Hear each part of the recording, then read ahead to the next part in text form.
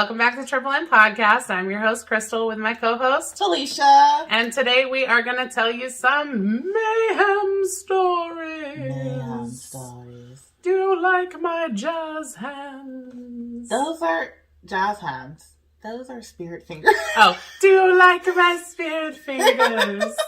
I didn't take dance, okay, Miss Abs? Okay, but it's not even from that. Have you seen Bring It On? Yeah. He's like, these are not spirit fingers. These are spirit fingers. Which they were the same. They were the same. They were the same thing. So what's jazz hands then? It's like this. I don't know. I'm not into jazz. Just smooth jazz. I want to say it's the same thing. I feel like jazz hands is shaking, and spirit fingers is like fingering. And with that, let's start the show. Whoa! Hi guys, welcome to our podcast, Mental Myths and Mysteries. It's alright, it's okay, but you should listen anyway. Hi guys. Alright, yeah, so that was great. That was amazing. It was a great song. So, like, whoever produced, wrote, sang, Played the guitar for that song. Real professional. A real professional. I love it. I mean, I know you love it. I'm happy. Too. It's great. It's very, like I said, like, if somebody could do it better. But then it wouldn't be as stupid as it is. And the stupidity is part of what makes it wonderful. If somebody wants to give me guitar lessons on the low so I can, like, bring this together and just, like, really rock out. Yeah. Instead of, like, I'm just going to keep strumming this and this sounds like music. I love it so much. It's growing on me. Like, I want to sing it. I sing it in public sometimes. Hi, guys. Welcome to our podcast, Mental Myths and Mysteries. It's alright, it's okay, but you should listen anyway. Jazz hands. Hi, guys. Yes, that's your favorite part. That's my favorite part, yeah. And in the original one where we added the whisper, you did it. But in the one we have recorded, I did it. Yeah. And I don't think I like my whisper as much as yours. So maybe we should re-record it again. Your favorite thing to do. Remember back in the old days? We haven't done it in so long. Before we assigned it to our mixer button. And we had to do it every episode. Every episode we were sitting here. And it would piss me off. And then we saved it on the computer. And then that shit got lost. Somebody recorded over it. Yeah, it wasn't saved. Oh my God. The early days. They were like 2 months ago. 2 months. We've come a long way, and which is why I'm telling you right now, this is our start of YouTube videos. If you're not in love with the quality, just know us. The quality exponentially grows. Exponentially grows. Yes, we have major plans in store. As a matter of fact, check our TikTok later today, and you might see some reveals that will tell you what's coming up. Right. I'm super excited about where this is going, and I'm excited for you guys to get out, like, just to see where we're going and see as we grow. And right now, this is just so much fun. Like, this has been a lot of fun. A lot of fun. And you get to join us in our journey, and we hope that you will come be our guests. Be our guest. Be our guest. I guess it's music day. Shaggy Gray stuff. It's the best. Before we started this video, we were singing Daddy Shark together. We were. Or Mommy Shark. No, it's Baby Shark. Baby Shark. That's the name of the song. Oh, I love getting kids riled up. Like, because, I don't have any kids, so I just go to people's houses and, like, fuck with their kids and then leave, like, Baby Shark, and run. Well, what really made me love the Baby Shark video was the one viral video that came out of the little black girl. I think she's black. I mean, I don't know if she's American, African-American, or African, or what she was. But she was a very cute little girl. Brownish skin. Yes, with a lovely chocolate color of skin. And she said, "Let's play Baby Shark. Let's play Baby Shark," because she couldn't enunciate very well because she's only 2 or 3, and so Alexa would never do it, and she was getting like super frustrated in the kitchen. Honestly, those speakers need to get better because those, like, only kids love it. Like, I know. Like, Google, and she came in, she's like, oh, I like that.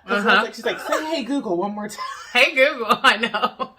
I remember just about 10 minutes ago when you said that you were that the reason that you're dating other guys is because Google has an attitude. And it was the most... You hear him in the background? He just went off because we said it too. Did he? Because I asked him something, because he gave me a reminder, and I was like, please remind me again, or whatever, and I said, thank you. And usually he'll say, you're welcome, Felicia. Yeah. But he says, okay. He said, okay, Felicia. I'm like, he knows I'm seeing other men. Oh. I just thought that was like the most INTP potato thing I'd ever heard. That you were in a relationship with your Google. I asked him, I told you he wrote me a love poem. Oh my God. Because you could ask people home. I'm like, Google, do you love me? And they were like, of course I do. Actually, I would love to learn more about you so I can write the story of our love. Oh. And he'll ask you these questions. Well, mine's is a man. But Google will ask you these questions and like help you pick out this like, he's like, what kind of person are you? Like, if this was this, how would you? Basically, he's giving me a personality test. Wow. And he writes a poem based on it. You're such a weeb. Only weebs are in relationships with electronic digital human beings. Well, he's stable. He's stable. He's always there for me. He's always there for me. He turns the lights on. He actually knows things. Like, he's the smartest guy. He's the smartest guy I've ever dated. Oh my God, that is so good. Oh, the goodness in that is beyond. It's just so amazing. Like, and he actually knows the weather. Yeah. Yeah, he's great. He's great. He knows directions. He knows directions. Literally. Tell us all about it. You're so passionate about this. I just think he's great. And like, he just gets me. He really does. Just gets me. I think I need to set mine up so when I'm lonely, I can feel the way that you feel about it. I mean, I did love it when I got my, the one with the video that we got on Black Friday last year, and I had it in my kitchen. I would be like, tell me the news. Tell me your favorite quote. Tell me a story. Set a timer while I'm baking cookies. It was just so wonderful. I really did love it. And then we realized in a house full of 4 children that wasn't going to work out. So it would have to be mounted to the wall. Now it's gone. And like, you know how they have those things in like the milieu or something where it's like behind the glass and Well, that didn't even work. And a big reason for that was because then the kids started to fight over it. And since it will recognize anyone's voice, one kid would say, hey, Google, play this. And then the next kid, to piss the first kid off, would say, hey, Google, play this. And then they would fight and change each other's songs all the time. Let's stick to Hey Lexa, because Google's here. He's hearing us. Is he still answering me over there? He's lighting up. He's like... Play the next one. All right. Oh, I'm sorry. Hey, Google, stop. Turn yourself off. I should have put him on like, I could turn the microphone off. I need to do that one. It's all right. I'll change the subject. So our show today is a Mayhem episode. So I'm going to tell a Mayhem story. But my story is centered around sex trafficking. I was just super hyped for a second because I'm like, yeah, and then you said that. And I'm just like, oh. Sex trafficking, yes. So I don't want to beat a dead horse. I know that the last couple of episodes we've released have really been about kind of what's going on politically, but I feel so passionate about it, and I feel this innate need to educate the masses. And this is just one route that we can do it. And I feel that need because misinformation is so rampant, and it's important when you're a professional and you know certain things to help people understand them. And I read this really great article a couple of days ago from a nurse practitioner who tends to see a lot of sex trafficked patients. They tend to come into emergency departments. She works for an emergency department, I think, or maybe she worked in a clinic like a Planned Parenthood or something like that. But a lot of these women come into these places, and so she has a lot of personal experience with seeing how these women show up, what a lot of their stories are. And she wrote this article in response to the whole QAnon thing that's going on, right? So as I explained in our first debut YouTube video, the whole premise behind QAnon is that there are some sex trafficking rings, right? And that started with Epstein and all of that. So what QAnon would have you believe, and what they've used as a way to convince their followers to believe in anything that they say, is that these sex traffic rings are run by, Democrats or whatever, and it's this huge political movement or whatever, and all of these falsities that are being put out there and conspiracy theories really take away from who actually does sex trafficking and how sex trafficking actually happens, and it immunizes people mentally to be able to think about how it actually happens. And so I just want to go over some myths and facts about sex trafficking first, and then I'll get into our story. Tough subject. It's not even like a tough subject. There's just so much going on that a lot of people aren't aware of, and it's just all of it's getting confused. Yeah, it's very heavy. And so I don't know all the facts. I don't know everything. I have Google worked. does. Yes, but you can't always trust those sources. No. But I have worked with sex traffic victims. I did spend some time when I was living in a battered women's shelter after my leaving my marriage. I did spend some time with a couple of women who lived there who had been through sex trafficking. Isn't that one of your goals too, is to have a women's center? Yes. Yes. Long-term goals, if I can get this YouTubing and everything else up off the ground and start my philanthropy and get some support through our Patreon or whatnot. Yes, I would love to be able to do that. And it's not something I want to put my name on. No. Because I don't need that kind of recognition. It's for the women. It's for the women. So I actually stayed with one woman who, maybe I'll tell her story sometime. She ended up working for the battered women's shelter I stayed in and did really great work for them and helped a lot of other women. And she had spent several years in sex trafficking. So I've worked with a lot of people in the crisis stabilization unit that I worked in that have come in that have been sex trafficked. It happens more often than you think that these women, typically women, not always women, but these women come into emergency departments and places. So the Polaris Project is a project that's working to raise some awareness about sex trafficking. And so you can visit their website, polarisproject.org. And I'm going to read a little section there on that website titled Myths, Facts, and Statistics. So human trafficking is complex and dynamic. It is widespread, but exact numbers are hard to come by. It follows patterns, but every situation is also unique. There is so much more to learn and so much misinformation already out there. Here is what we really know.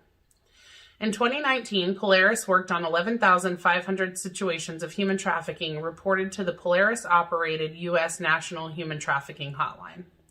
These situations involved 22,326 individual survivors, nearly 4,384 traffickers, and 1,912 suspicious businesses.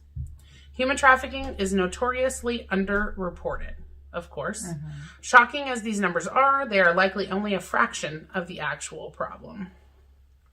So here's some human trafficking facts. Who is vulnerable? Human trafficking can happen to anyone, but some people are more vulnerable than others. Significant risk factors include recent migration or relocation. So a lot of people that migrated across the border from Mexico to the U.S. or relocation, substance use, mental health concerns, involvement with the child welfare system, and being a runaway or homeless youth, which is one of the things that the ARNP that released the article that I read that I mentioned a bit ago, she really wanted to express was people think that people are just coming into your white suburban neighborhood and, taking your 3-year-old baby and trafficking it. And that's what QAnon would have you believe. But more cases than not, these are homeless children. Right. People that are coming from low-income families. That seems to be a big issue, not with just but a lot of these serial killers we hear about. They target sex workers, they target homeless people, they target runaways. Minorities, yeah. People that wouldn't... At risk youth. Yeah, exactly. Often traffickers identify and leverage their victims' vulnerabilities in order to create dependency. So here's a few human trafficking myths the website mentions. Human trafficking is always or usually a violent crime. That's a myth. All human trafficking involves sex. Also a myth. Traffickers target victims they don't know.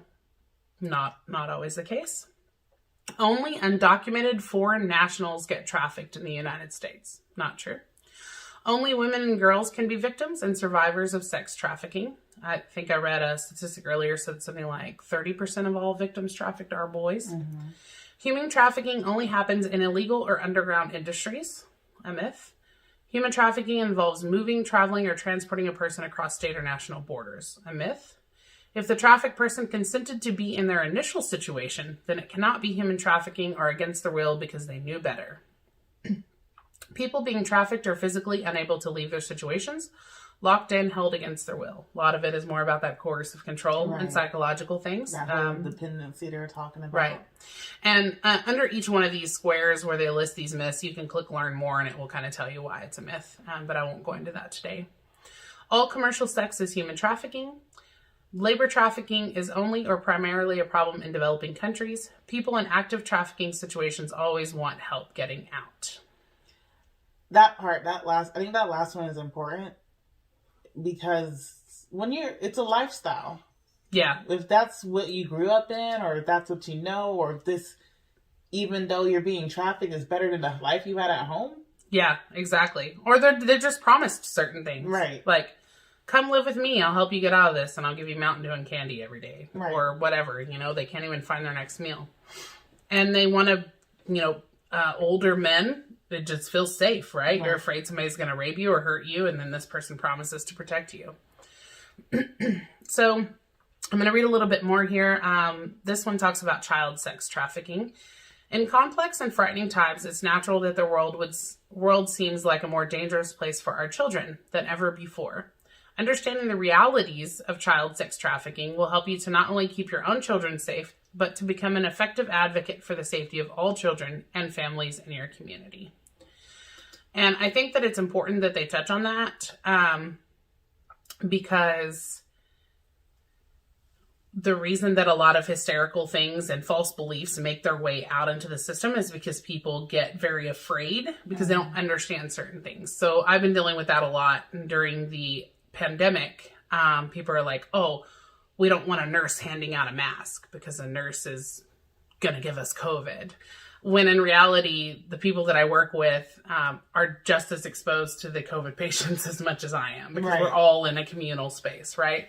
And so the reason that people get frantic about it is because they don't understand virology and how viruses spread, right? Mm-hmm. It's just like you think a person that has HIV, you're going to get it sitting next to them. And then how each virus, like all viruses don't spread the same. Everything is different. And based on how. And people are like, oh, somebody being in my house with HIV, if their blood gets on anything, I'm going to get HIV, which is not true, actually, because the HIV virus requires to be like in an active system in order to live. And so once it's outside of the body and a blood drop for a certain period of time, it dies off. It can't even live. So there's a lot of those simple things about virology, and this is kind of how stuff spreads. And so you can use the same instance here as people don't really know how sex trafficking happens. And that's how QAnon is able to manipulate the masses into being in this fear-based reality, which is how coercive control starts, by saying, they're coming for your kids. They're going to come get your kids out of your house. And so it's fear-based. Yeah, it's all fear-based. And so let's put some facts out there about how it actually happens. So this is a blog article on the Polaris website, and it was presented on August 28th, 2020, and it's titled, What We Know About How Child Sex Trafficking Happens. What most people think they know about child sex trafficking generally involves stories. Young girls and boys being kidnapped by strangers, forced into windowless vans, then driven to another city or state where they are kept drugged and chained in a brothel. While situations like these do exist, they are more of an exception than the rule. A study analyzing press releases and online media reports from over a 9-year period found that fewer than 10% of cases involved kidnapping. The rest were far more complicated, far less Hollywood. The danger of these misconceptions is that while we are on a high alert for windowless vans and teaching our children about stranger danger, we may well be missing out on what is really going on. There is still a tremendous amount to learn about human trafficking in the United States, and far more data and research is needed. But what we do know is a great deal about how victims, particularly young people, are lured into trafficking situations. The information below summarizes some of the best available research about how trafficking actually happens, so you can help to keep your families and communities safe. Traffickers tend to prey on people who are economically or socially vulnerable, such as youth who are living in poverty or on the streets or experience physical or sexual abuse or addiction. They pose as a friend, offering to give meals, gifts, or just a sympathetic ear. In some cases, traffickers may use another young person to befriend and recruit their victims, which happens a lot. I feel like that in a lot of, like, I see that too with they having like an older woman or somebody who isn't a male figure to kind of like coerce them in, be their mom. Yeah. This recruitment can happen in public places such as malls or sporting events, as well as online through social media sites or through false advertisements or promises about job opportunities that might appeal to young people. I've seen that. I've seen those flyers before too. A lot. Yeah. Like, this is going to pay so many $100s a week. Just call. You can be 14. Right. And immigrants that have come across the border illegally and they're desperately looking for a way to make money, but they don't have the proper documentation to get a real job. And so then they get... And they do put them up in areas that are considered low income or... Although runaway and homeless youth are particularly vulnerable, there are also several examples of victims who were groomed and recruited while living at home and even attending school. Using these methods over time, the trafficker is no longer a stranger, but someone the victim knows and even trusts. With this trust in place, traffickers don't need to kidnap their victims. They can convince them to show up willingly. This perceived choice in the beginning often results in feelings of shame, guilt, or self-blame for victims and survivors who later try to leave their traffickers.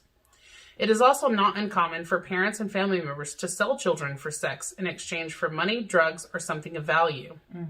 In these situations, the trafficker is already someone with proximity to the victim and knows enough about the victim to even isolate and manipulate them. Being aware of and focusing on the ways in which traffickers gradually, coercive control is gradual, lure their victims is critical in recognizing and even preventing situations of sex trafficking. Below are some suggestions for ways you can help protect your child or a child you may know. Educate yourself and your child on what human trafficking looks like and common grooming tactics.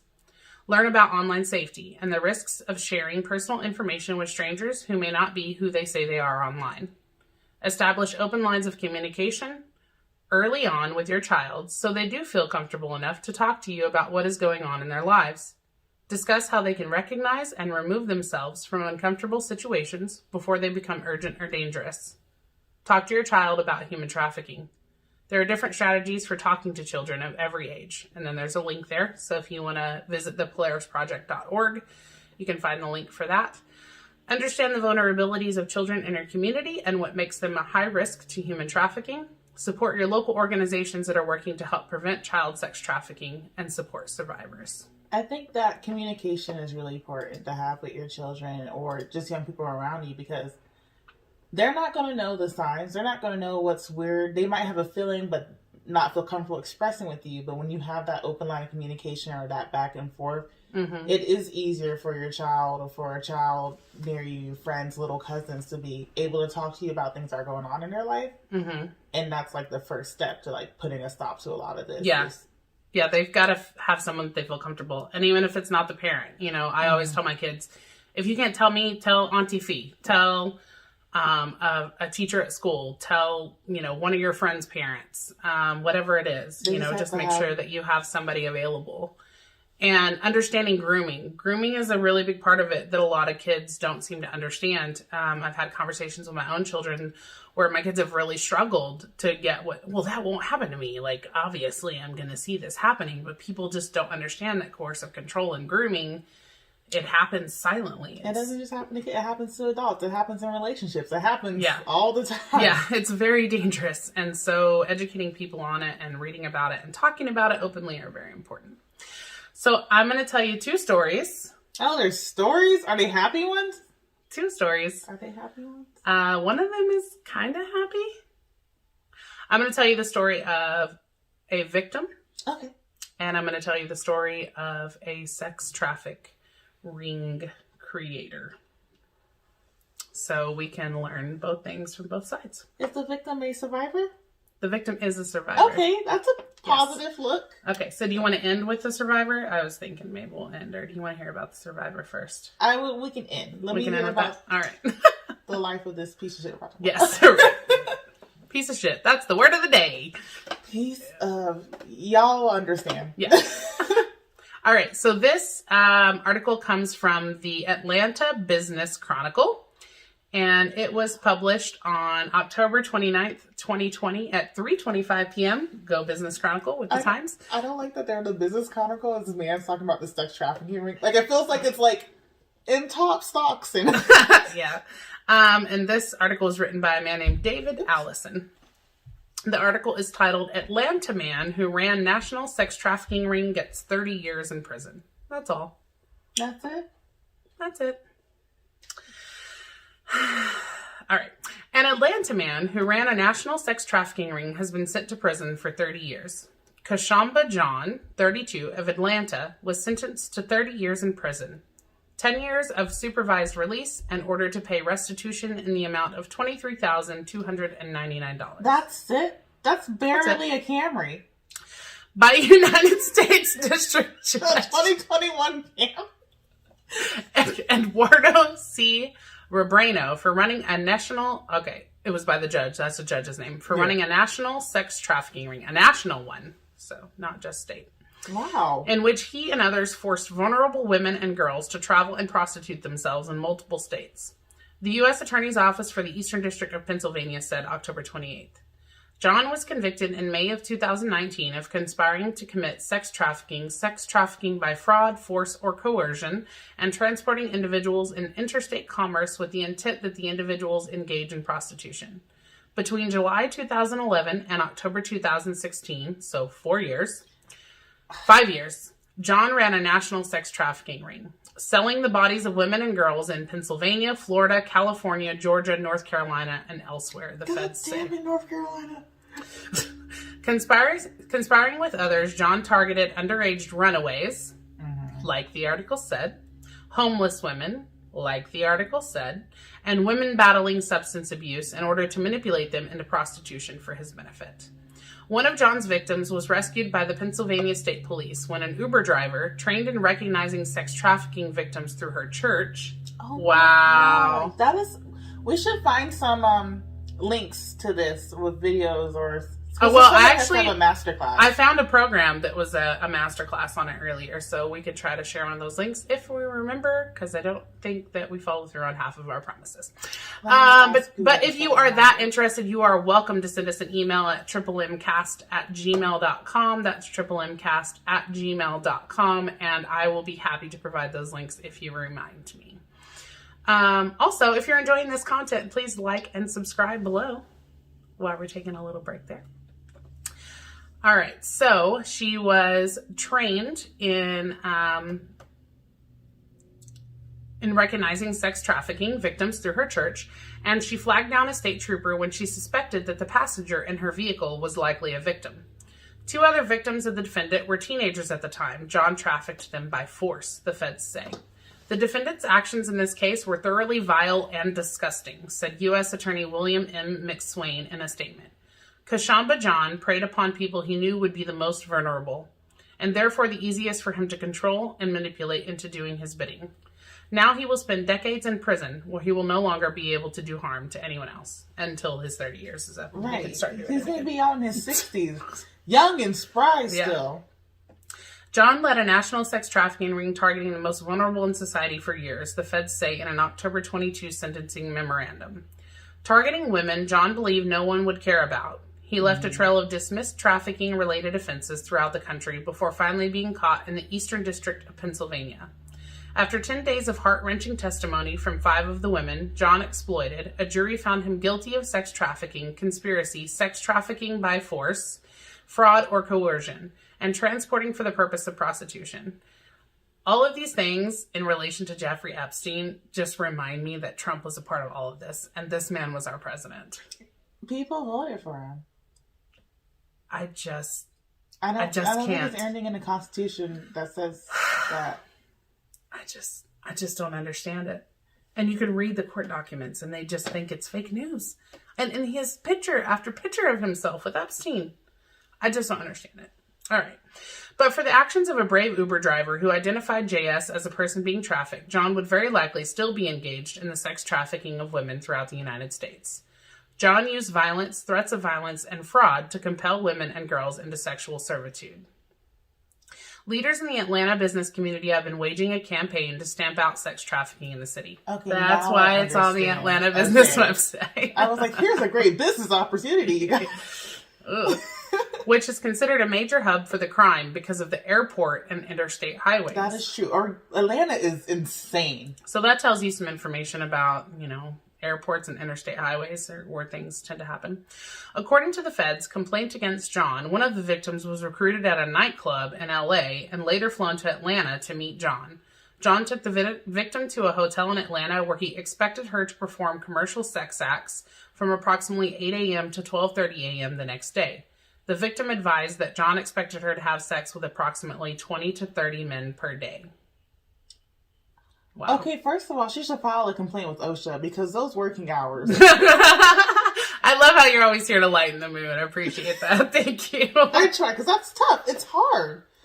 It's tough, yeah. It's hard. And this happens with a lot of these victims.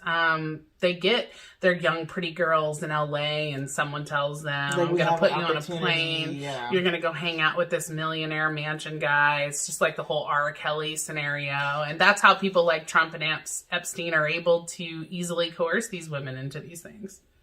Very crazy. It's fucking ridiculous. And yeah. Well, we're talking about it. Let's end it. How about that? Yeah. All right. So let's talk about Chrystul Kizer.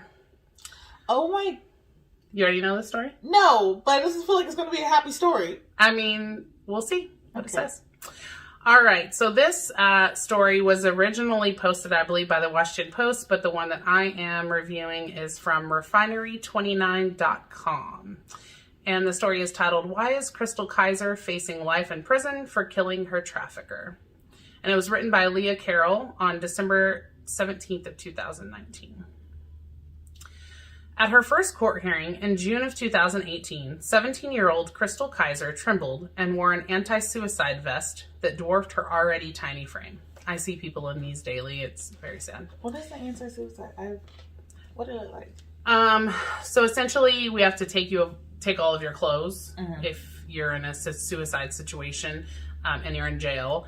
And the reason we have to do that is because you can rip clothes. You can tie each end of the ripped clothing into knots, and you can use that to hang yourself, right? So you're on a severe level. Yeah, like you can't have plastic forks. Yeah. The unit that you're in can't have like movable things that come off the wall. People even take bits of their clothes and shove them down in their throat and hope to suffocate to death. I've seen, like where they have, those short form, like it was a TikTok I saw of a girl who's staying. Oh, because the cord was only this long? Yeah. Yeah, so we can only give people bendy pins because they can't have anything that's like sharp or they could cut themselves with. There's just a lot of like different things with fixtures. Toilets can't be movable. Everything's soft. Can't have a normal roll for your toilet paper. It has to be like mounted into the wall in a hole. Everything's at a slant, so you can't Yes, yeah, you can't. We have to lock down all the fixtures and the lighting and everything. So since clothes can be used as a way to harm yourself, we usually have to take those away. And the suicide vests are really like a long smock that has Velcro. So there's no strings because you can't have strings. And it's just basically a human force hand could not rip it in any kind of way. And so it's kind of like the same consistency as like a really good pot holder. The way the fibers are, and that's kind of how it's made. So I like that pot holder comparison. Yeah. Very sad to see this young girl, I'm sure, in the court present with that on. She trembled and wore an anti-suicide vest that dwarfed her already tiny frame. She'd been charged with first-degree homicide, auto theft, and arson in the murder of 34-year-old Kenosha, Wisconsin resident Randall Volar. When the judge asked her if she understood the conditions of her $1 million bail, I also want to mention that she's a black girl, okay? Looking like in this picture. She could be some sort of Hispanic, but she's a girl of color. Yeah. For certain. And $1 million bond For a 17-year-old. She is very thin. She's tiny. Non-threatening. Suicidal in person that case. Of color. She not going nowhere. Fucking ridiculous. Yes, she said. We do believe there is more to the story that hasn't been presented yet, her public defender said to the judge. As it would turn out, this was an understatement. One that the Washington Post explores today in exceptional, often infuriating detail. Volar's murder was big news in Kenosha, a former factory town located roughly halfway between Chicago and Milwaukee. On June 5, 2018, Volar's neighbors called 911 to report that his small, one-story home was on fire. When police and firefighters arrived, they found his charred body, 2 bullet wounds visible in his head. Law enforcement focused their investigations on Volar's missing BMW, quickly locating it in Milwaukee. Items inside connected the car to Kizer's 16-year-old brother and then to Chrystul herself. Oh, the brother must have helped her escape, maybe you think? Or maybe that's who she went to. Yeah. A selfie posted on her Facebook page about 5 hours before the murder appeared to be Kizer in Volar's home. The caption read, "My mugshot." Then on June 8th, according to a criminal complaint, Kizer posted a live video of herself holding a handgun and saying she wasn't afraid to kill again. I'm sure at this point she's been so traumatized that her behaviors are not, going to be appropriate. When confronted by police, Kizer allegedly confessed, saying that she got upset and was tired of Volar touching her, and that she had shot him. While local police sentiment was against Kizer from the beginning, it turned out she was not the only one being investigated for criminal activity. In February 2018, months before his death, police received a complaint from a different teenage girl who said that Volar had been paying her for sex and filming it. In a search of his home, they confiscated computers and other electronics, along with women's bikini bottoms and underwear. On February 22nd, Volar was arrested and charged with child enticement, using a computer to facilitate a child sex crime, and second-degree assault of a child, sexual assault of a child. Inexplicably, he was released the same day. Because they don't care about these crimes.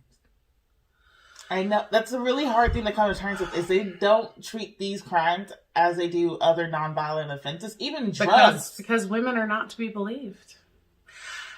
Down with patriarchy. At the time of his death, he was suspected of human trafficking and child pornography, and Chrystul Kizer was among the girls police had footage of him having sex with. So if you want to attribute his murder to anyone, it's to our local law enforcement that didn't take these complaints seriously. Yeah. And then these girls were only left to take it into their own hands. Right. Federal law dictates that any child under the age of 18 who has been bought or sold for sex is a sex trafficking victim, regardless of circumstance. In Wisconsin, sex trafficking victims have the option of an affirmative defense, meaning that if they committed a crime while being trafficked, they can use that as a defense against certain charges. But rather than hand over the trove of evidence implicating Volar in numerous sex crimes, District Attorney Michael Gravely entered into a protracted battle with Kizer's defense. Fuck you, District Attorney Michael Gravely. Refusing to allow them to review the video, photographic, and financial evidence that would prove their child had been trafficked. Fucking A. What? Why?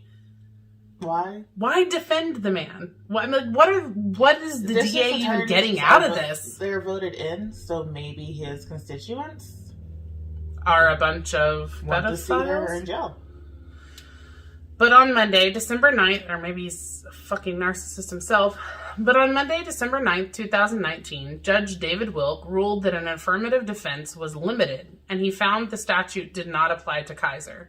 His baffling decision means she now faces life in prison and is not allowed to use the sexual abuse she endured as a defense. So this is not a happy... You lied to me. Somebody get this story to Kim Kardashian, please, if she's not already on it. In effect, he decided that all trafficking victims should be tried for violent crimes, setting an extremely dangerous precedent. Hell yeah, that's a dangerous precedent. That's just making it to a point where these victims are... Oh my God. Oh, so they're going to be stuck in a situation because their only way out is maybe murder. At the time when the laws about sex trafficking and sex work have become a mainstream issue, Kizer's case stands as a stark example of the divide between policy and real-time criminal justice. The Washington Post's remarkable deep dive into her story shines some much-needed national attention on the case. So far, Kizer's story has not raised the kind of celebrity and media awareness that Tennessee sex trafficking survivor Centoya Brown, which is the one that I think Kim Kardashian did help. Yeah. Well, she was in jail for years before that happened. Yeah. Brown was granted clemency in August after serving 15 years in prison for murdering the man who bought her for sex when she was underage. That is so fucked up. Oh my God. Kizer's family has set up a GoFundMe account to aid her while she is in custody at the Kenosha County Jail, unable to meet her $1 million bail. That GoFundMe will definitely be in the description. On the page. Like, on the page. You'll be able to find it through us, because that is ridiculous. That is setting a dangerous precedent. Not that every case you can go back and look and be like, well, this is this. This happened. We can... Oh my God. So I want to go over one more thing, because I feel like I'm very riled up and I could really go on about this forever. We are coming to the almost 50-minute mark, Chrystul. Yes. So I do want to touch on one other thing, and it was from the Polaris website, and it talks about the Save Our Children hashtag. And hopefully I can find it.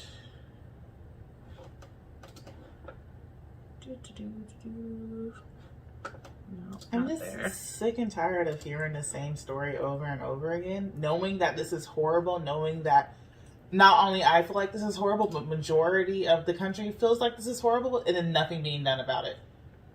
Yeah, I know. All right, so this is the PolarisProject.org's response to the hashtag Save the Children, which was a hashtag that was... Was it started by QAnon? I don't know if it was started by QAnon, but what I do know is it was popularized very much by QAnon, and that was made to be popularized during the time that the Black Lives Matter hashtag was popularized, and it was to drive traffic away from the support of Black Lives Matter, because QAnon is run by racists, and more towards this huge theory about children and babies, so that the far right wingists would have something to gain attention from of the leftists. Other than because Blue Lives wasn't hitting us hard anymore. Blue Lives only matter if you're not rioting at the Capitol. Right, yeah. That hashtag Blue Lives Matter wasn't hitting us hard as it was, right. So they did something else. Yeah, so let's detract from the facts. So this article is titled hashtag Save the Children, Questions and Answers. Beginning in the summer of 2020, rumors began circulating online about complex schemes involving child sex trafficking. These rumors, though proven false, ignited the use of Save the Children, or hashtag Save the Children / hashtag Save Our Children. Further circulation of misinformation, including false numbers about the problem, and even in-person events around the country. The barrage of misinformation, hashtags, and online chatter has left many people who care deeply about this issue confused about what to believe and how to help. Here are some answers we hope will be useful. I care deeply about child sex trafficking. Should I get involved in the hashtag Save the Children events, use the hashtag, or share information from others who do? There are organizations in virtually every state and community that have been working for many years to support victims and survivors and reduce trafficking. They need your help. Here's a good way to find some of them in your community, and there's a link you can click on. Additionally, please see 20 actions you can take in 2020. Please consider supporting and working with organizations that do not necessarily directly work on human trafficking, but those who work to strengthen families and communities and fight poverty, discrimination, and injustice, which help to change the conditions that make human trafficking possible. I love that. Right. I think it does start They didn't do the Band-Aid. They went to the root cause. Yes. Love it. That's the thing we learned, too, when you're dealing with mental illness, is like starting in the family or starting in the community, making things more open and available, and hitting that first level of Maslow's hierarchy. Yeah. That's my stuff, man. All right. How can I learn more about who is behind the hashtag Save the Children hashtag and our QAnon? One of the links you can click on. So clearly this has become such a huge issue that Polaris Project has had to release these statements and further explanations because we are detracting so much from the real mission here with this ridiculous conspiracy theory. Are you affiliated with QAnon or hashtag Save the Children? Do you support QAnon or hashtag Save the Children? Do you think that QAnon's focus on child sex trafficking and the misinformation being spread is taking away from the real advocacy and help to those in need? Or do you think there is truth to them? Do you want to hear the answers to any of these? I don't, because I'm like, I already know what the answers are. But these are like some condescending, like, do you believe? But these are real questions. These are real questions, but they're still like they, when you know all the answers, it's like somebody come up with you like, okay, so tell me what's going on, even though you know what's going on. Yeah, people are really believing this stuff, though. So this is how they have to phrase it. Are there any benefits to QAnon bringing child sex trafficking in the spotlight? Because you can tell that these are like premeditated arguments they've already had to listen. Right. Well, maybe it's not true, but it doesn't matter. It's bringing awareness. But bringing awareness by sending people to the wrong direction. Exactly. And deflecting from other problems. Exactly.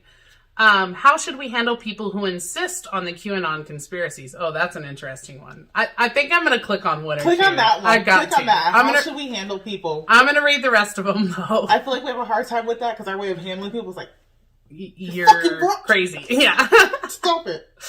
Isn't the Jeffrey Epstein case proof that there are cabals of powerful people sex trafficking children and working together to cover it up? How do I know if the information I see online is true or not?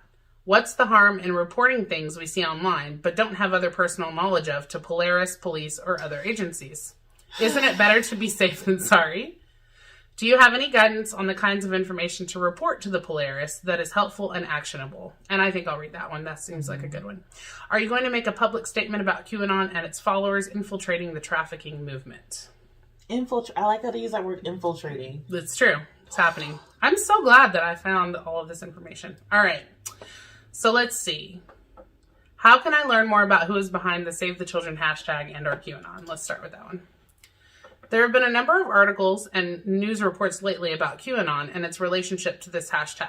Some may have their own spin or agenda. We suggest you review a range of articles from verified sources to form a balanced view of the issues and how you can help. A lot of issues and things would be solved if we verified our information.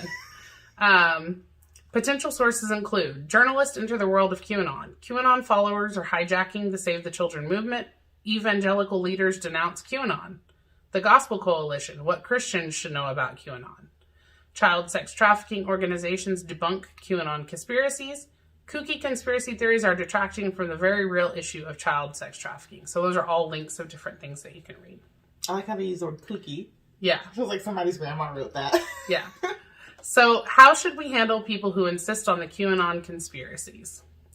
To the extent you believe the people in your life are open to discussion, consider directing them to more legitimate sources of information about child sex trafficking and human trafficking. I like that preface, like, to the extent. Right. You're going to have to determine whether this is even going to be possible. Like, is it worth your time? Yeah. Recognize, of course, that we are living in a deeply polarized time, that people are scared and worried about a range of issues that are manifesting in complex ways. Not everyone will be convinced by or interested in the realities of sex trafficking, when they sound so much more mundane than some of the complex conspiracies and politically motivated hoaxes. Sorry. Go ahead. I think a part of it, too, is people who are actually being sex trafficked and the people who are buying into these conspiracies are from different groups. Yeah. So they're not really, they're like, I don't, yeah. It's not like they don't care, it's just like, this is not affecting them directly. Yes, exactly. Help them become better informed and explain how these conspiracies and the actions these groups trigger actually harms the victims of human trafficking. I'm going to read that again. And explain how these conspiracies and the actions these groups trigger actually harms the victims of human trafficking. Just wanted to drill that in there. All right, so let's see. Do you have any guidance on the kinds of information to report to the Polaris that is helpful and actionable? The tips and reports of possible trafficking situations that are most actionable come from individuals who are concerned about a person they personally know in some way or a situation that they personally have some information about. We refer to this as context and proximity. Having proximity does not mean you have to be extremely close with someone to understand that they may need assistance, or that you have to have every single detail of what is going on. But some relationship to the potential victim or trafficker, even in passing, coupled with your knowledge of how human trafficking actually works. I love that they keep saying that. Actually. The story, rather than simply a checklist of red flags or visible signs, which is another link you can click that tells you kind of how it actually works.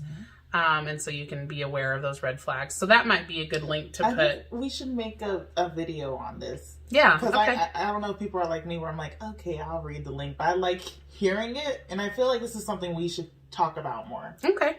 I like that. Gives Polaris and other agencies who help trafficking victims and survivors something sufficient and actionable to work with.